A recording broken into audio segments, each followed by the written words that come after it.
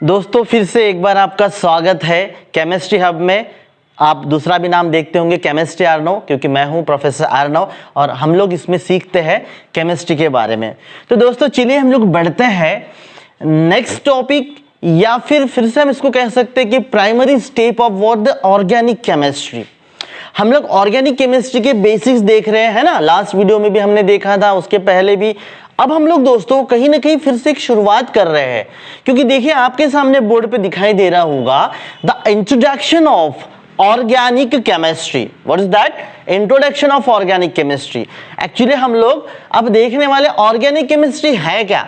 पहले तो हम लोग देख चुके हैं क्लासिफिकेशन में, है ना, कि साइंस 3 पार्ट में बटा हुआ है। साइंस का लॉन्ग फॉर्म क्या है? सायरा प्लस एंस। पीछे के वीडियोस आप लोग देख लीजिएगा, वहां पे सब दिया हुआ है। साइंस लैटिन 2 वर्ड से बना हुआ है, सायरा प्लस एंस, मतलब सिस्टमैटिक नॉलेज। जहां पर सिस्टमैटिक नॉलेज हम लोग गेन करते हैं उसको हम क्या कहेंगे? साइंस कहेंगे। साइंस 3 पार्ट में बटा हुआ है, केमिस्ट्री, फिजिक्स और बायोलॉजी। मैथमेटिक्स उसके साथ में आता है। केमिस्ट्री, फिजिक्स, बायोलॉजी और मल्टीपल उसके फिर क्या है? ब्रांचेस है। हमने देखा बायोलॉजी के कई ब्रांचेस है, फिजिक्स के कई ब्रांचेस है, केमिस्ट्री के और बहुत सारे ब्रांचेस है, जिसमें inorganic chemistry, organic chemistry, physical chemistry, उसके बाद analytical chemistry, drug chemistry, dye chemistry, design chemistry, polymer chemistry, nuclear chemistry, बहुत सारे केमिस्ट्री। अब दोस्तों हम यहां पे देखने वाले हैं इंट्रोडक्शन ऑफ ऑर्गेनिक केमिस्ट्री, जिसमें हम लोग कुछ टॉपिक कवर करने वाले हैं। मैंने ऑलरेडी बोर्ड पे लिख लिया है। पहला है व्हाट इज ऑर्गेनिक केमिस्ट्री, ये हम देखेंगे। सेकंड देखेंगे कि कौन से एलिमेंट्स इंक्लूड होते हैं ऑर्गेनिक केमिस्ट्री में। उसमें जो कुछ एलिमेंट है उसमें मेन कार्बन है। कार्बन को मास्टर एलिमेंट कहा गया है या फिर मेन एलिमेंट कहा गया है। तो क्यों कहा गया है? Why carbon is the master element. Fourth हम लोग देखेंगे कि प्रॉपर्टीज ऑफ कार्बन, कि उसको मास्टर एलिमेंट कहा गया है, ठीक है ना, कार्बन को, तो उसकी प्रॉपर्टीज क्या है, ये हम देखने वाले हैं। समझ में आ रहा है दोस्तों? तो ये कुछ टॉपिक हम लोग यहाँ पे क्या करने वाले हैं, अभी ये जो 4 टॉपिक है हम लोग दोस्तों यहाँ पे डिस्कस करने वाला है इंट्रोडक्शन ऑफ ऑर्गेनिक केमिस्ट्री में। दोस्तों चलिए फिर हम लोग स्टार्ट करते हैं। सबसे पहले what is organic chemistry, definition पता है आप लोगों को? यस, बताइए ऑर्गेनिक केमिस्ट्री क्या है। हाँ, आप में से नहीं? तो चलिए, अगर पता है तो दैट्स वेरी गुड, नहीं तो मैं एक बार रिवाइज कर देता हूं। वैसे तो ऑर्गेनिक केमिस्ट्री के 3 डेफिनेशंस है दोस्तों, ठीक है। एक जो बिल्कुल नहीं के बराबर, बाकी 2 तो माना जाता है, ठीक है। उसमें से सबसे मेन जो ऑर्गेनिक केमिस्ट्री का definition, that is what the organic chemistry is a branch of chemistry. Organic chemistry is a branch of chemistry in which we study the what organic compound, जिसमें हम लोग क्या करते हैं? ऑर्गेनिक कंपाउंड की study करते हैं। ऑर्गेनिक केमिस्ट्री क्या है? वो ब्रांच है। किसका ब्रांच है दोस्तों? वो केमिस्ट्री का ब्रांच है। किसका ब्रांच है? केमिस्ट्री का ब्रांच है। तो केमिस्ट्री में बहुत सारे केमिस्ट्री है, मैंने आपको बताया है, जिसमें पहले इनऑर्गेनिक केमिस्ट्री होगा, उसके बाद ये हमारा ऑर्गेनिक केमिस्ट्री, फिर analytical chemistry, drug chemistry, dye chemistry, design chemistry and बहुत सारे chemistry. So organic chemistry is a branch of chemistry which deals with the study of what? Organic compound, which deals with the study of organic compound. किसकी study करता देता है वो? किसके बारे में बताता है दोस्तों? ऑर्गेनिक कंपाउंड्स के बारे में बताता है। किसके बारे में? Organic compound. अब ये ऑर्गेनिक कंपाउंड है क्या चीज? ऑर्गेनिक कंपाउंड के बारे में बताता है। तो ऑर्गेनिक कंपाउंड क्या है, तो उसके डेफिनेशन है। एक डेफिनेशन ये है कि ऑर्गेनिक कंपाउंड ऐसे कंपाउंड है विच must have at least one covalent bond, which must have at least one covalent bond। मतलब ऑर्गेनिक कंपाउंड कौन से कंपाउंड है कि जिसमें it must have at least one covalent bond, जिसमें क्या होना चाहिए दोस्तों? एक तो भी कोवालेंट बॉन्ड होना चाहिए। ये इतना प्रिवेलेंट डेफिनेशन है, इतना कोई प्रचलित नहीं है, किसी को उतना पता भी नहीं है, तो इसको आप छोड़ सकते हो। बट जो नेक्स्ट इंपॉर्टेंट डेफिनेशन है दोस्तों, वो नेक्स्ट इंपॉर्टेंट डेफिनेशन क्या है? The compound which mainly constitute of the carbon और the compound in which carbon act as a main constituent. Compound in which carbon act as main constituent, ऐसे compound ऐसे compound जिसमें और भी element होंगे A B, ठीक है ना, ए बी एक्स वाई ऐसे कोई एलिमेंट होंगे, लेकिन उनमें जो मेन होगा वो क्या होगा, कार्बन होगा। उनमें मेन क्या होगा, वो कार्बन होगा। अब इसके एग्जाम्पल बहुत सारे सभी है, एसिटिक एसिड है, ये है वो है, बहुत सारे हैं, बट डेफिनेशन पहले याद रखिएगा। ऑर्गेनिक कंपाउंड कौन से कंपाउंड है, the compound in which carbon act as the main constituent, जिसमें कार्बन की मुख्य भूमिका है, कार्बन मेन है, उसको हम क्या कहेंगे दोस्तों, ऑर्गेनिक कंपाउंड कहेंगे। And study of those compound is called as the organic chemistry. इसमें एक बात याद रखने वाली बात है दोस्तों, याद रखिएगा, ऑर्गेनिक कंपाउंड ऐसे कंपाउंड जिसमें कार्बन की मुख्य भूमिका है, ठीक है, बट आपको इस कार्बन के साथ साथ उसमें कार्बन, हाइड्रोजन और ऑक्सीजन भी मिलेगा। तो हम इसको ऐसा भी बोलते हैं, कार्बन कंपाउंड और those compound which are made up of carbon, hydrogen, oxygen. Preferentially organic compound वो कंपाउंड है जो प्रेफरेंशियली कार्बन, हाइड्रोजन और ऑक्सीजन से बना हुआ है, जिसमें कार्बन की मुख्य भूमिका है। इसमें भी कार्बन क्या है, बॉस है, कार्बन मेन है, कार्बन क्या है, कैप्टन है इस ग्रुप में। लेकिन दोस्तों आप बहुत से ऐसे कंपाउंड देखोगे, बहुत से ऐसे कंपाउंड मतलब जैसे देखिए, अब इसके एग्जाम्पल की अगर हम लोग बात करें, है ना, एग्जाम्पल की बात करें इसके, तो फिर ये है फॉर्मिक एसिड है, देन एसिटिक एसिड है, देन अमोनिया मॉलिक्यूल है, उसके बाद हाइड्रोक्लोरिक एसिड है, उसके बाद बहुत से और है, मतलब कई है आप, ठीक है ना, सोडियम हाइड्रोक्साइड वगैरह है, ठीक है ना। तो ये ऑर्गेनिक आपको क्या होगा, ऑर्गेनिक केमिस्ट्री में ये मिल जाएगा। तो आपको एक बात याद ध्यान रखना है, कार्बन, हाइड्रोजन और ऑक्सीजन ये ऑर्गेनिक केमिस्ट्री का मेन पार्ट है, उसमें भी कार्बन बॉस है। लेकिन आप देखो यहाँ पर आपको नाइट्रोजन दिख रहा है, कहीं पे क्लोरीन दिख रहा है, सोडियम दिख रहा है, और भी कुछ दिख रहा है ना। मैंने आपको एग्जांपल क्या बताया अभी, these are what, these are the organic compound. तो सर अभी तो आपने बताया कि कार्बन, हाइड्रोजन, ऑक्सीजन की स्टडी, उसमें भी कार्बन बॉस है, तो फिर ये सब क्यों है, नाइट्रोजन, ये फिर क्लोरीन, सोडियम, ये सब कहां से है। तो एक बात ध्यान में रखिए दोस्तों, ऑर्गेनिक केमिस्ट्री की डेफिनेशन यही है कि ऑर्गेनिक कंपाउंड जिसमें कार्बन, हाइड्रोजन, ऑक्सीजन है, या कार्बन की मुख्य भूमिका है, मेन बॉस है, मेन सब्सटेंट है, the substance in which carbon acting as a main constituent is called as the organic compound. But with this we will frequently find what, the nitrogen, then sulfur, then halogen, nitrogen, sulphur, halogen, और भी ये मिलते हैं कुछ कभी कभी, लेकिन ये भी आपको बार बार मिलते हैं, नाइट्रोजन, सल्फर और हैलोजन। बट अब ये ऑर्गेनिक केमिस्ट्री के है क्या दोस्तों, नहीं है, ये कहाँ के, इनऑर्गेनिक केमिस्ट्री के है, कहाँ के, इनऑर्गेनिक केमिस्ट्री के। बट फिर भी हम ऑर्गेनिक केमिस्ट्री में कंपाउंड के अंदर पढ़ते हैं, इसीलिए हम इनको क्या कहेंगे दोस्तों, याद रखिएगा, these are called as extra elements. इनको हम क्या कहेंगे दोस्तों, एक्स्ट्रा एलिमेंट्स, याद रखिएगा। So these are called as the extra element. एक सरप्राइजिंग बात दोस्तों, हमने पहले भी बहुत पढ़ा है, फिर से एक बार मैं आपको बता दूं, तो सोचिए अगर हम पीरियोडिक टेबल में एलिमेंट्स को देखते हैं, आउट ऑफ 118 एलिमेंट, टोटल कितने हैं पीरियोडिक टेबल में, यस 118 है ना। 118 एलिमेंट्स में से 3 और 3 6, कितने, सिर्फ 6 मान के चलिए, 6 एलिमेंट्स ऑर्गेनिक केमिस्ट्री के लिए, और उसके बाद बचे कितने फिर 112 element, 112 element for inorganic chemistry and other. तो सोचिए कितना डिफरेंस है। और उसमें भी एक सरप्राइजिंग बात यह है कि 112 एलिमेंट इनऑर्गेनिक केमिस्ट्री में पढ़ते हैं, और वो 112 एलिमेंट भी उसके कंपाउंड जितने नहीं है उससे कई गुना ज्यादा ऑर्गेनिक केमिस्ट्री के, कई गुना ज्यादा, इसके लाखों करोड़ों है, इसके बहुत कम। मतलब अगर हम ओवरऑल परसेंट की बात करें तो शायद इसका लेस देन, ये जो है इसका लेस देन, मतलब मान के चलिए आपकी 10% है। कितना है इसका लेस देन 10% है अप्रोक्सीमेट, ठीक है। तो 90% आपको ऑर्गेनिक मिलेंगे, मोर देन 90% आपको ऑर्गेनिक कंपाउंड मिलेंगे, है ना अजीब बात।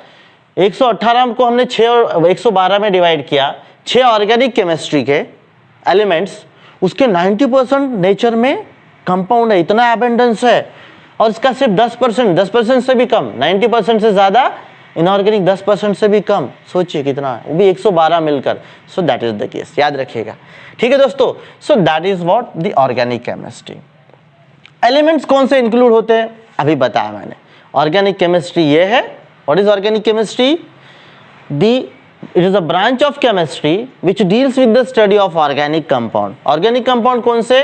The compound in which carbon act as the main constituent.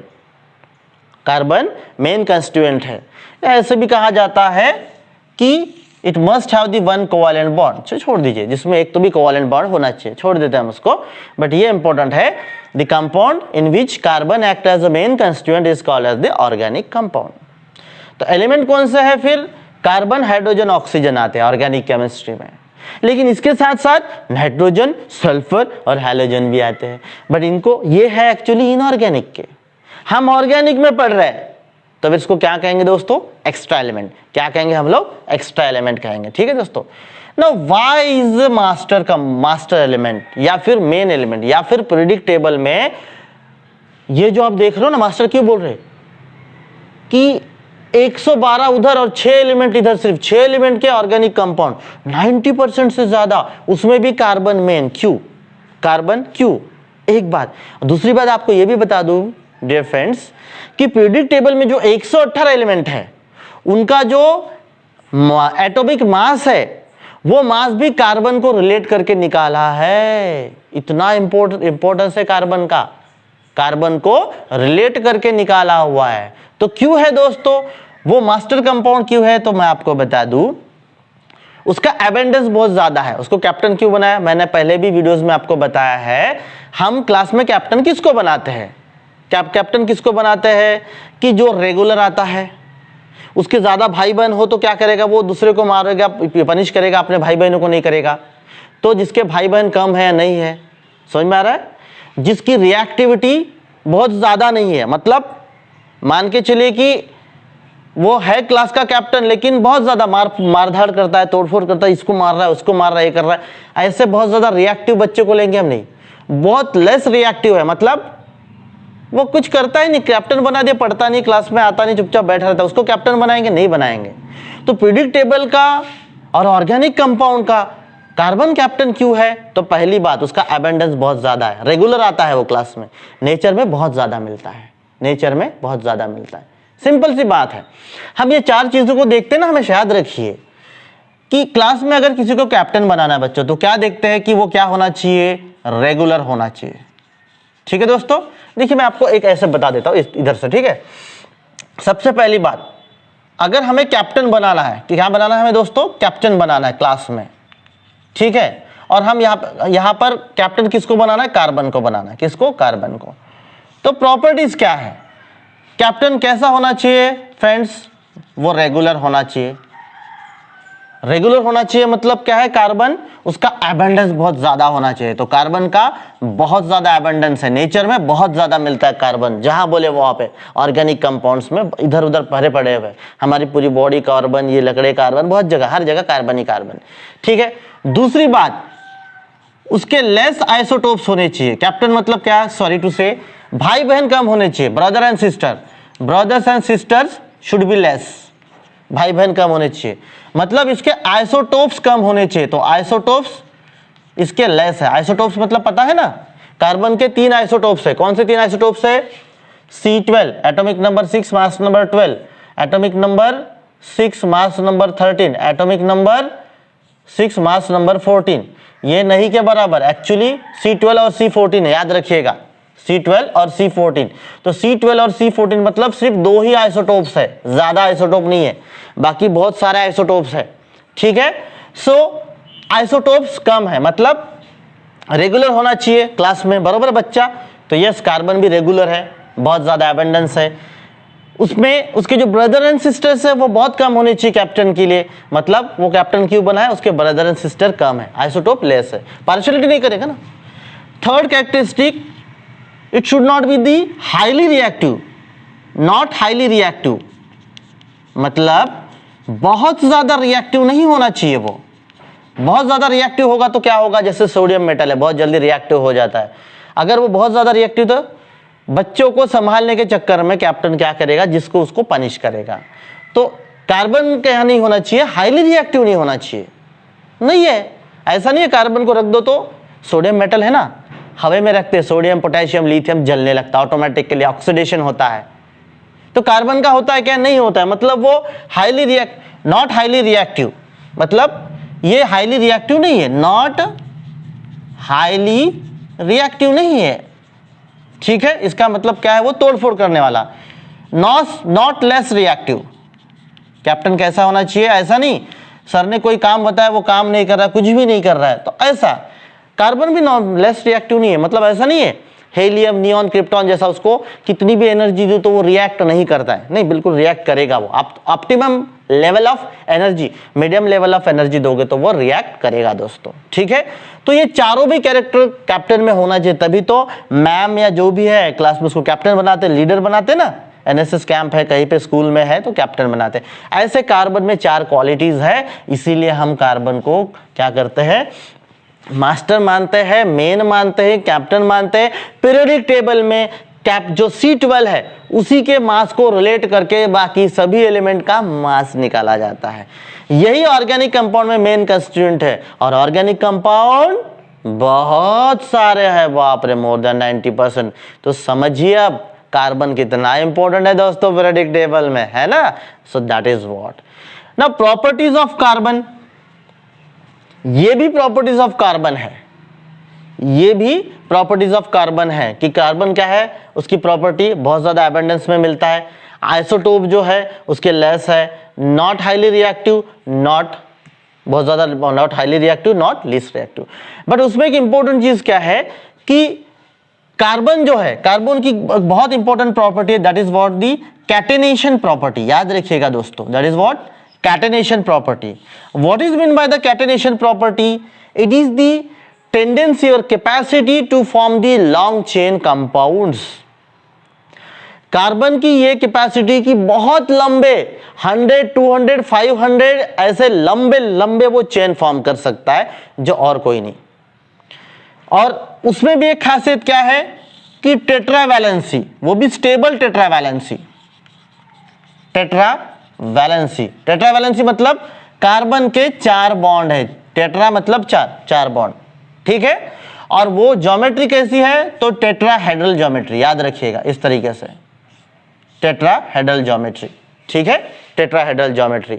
मैं आपको बताऊं टेट्राहेड्रल ज्योमेट्री कैसे थी, आई विल एक्सप्लेन यू।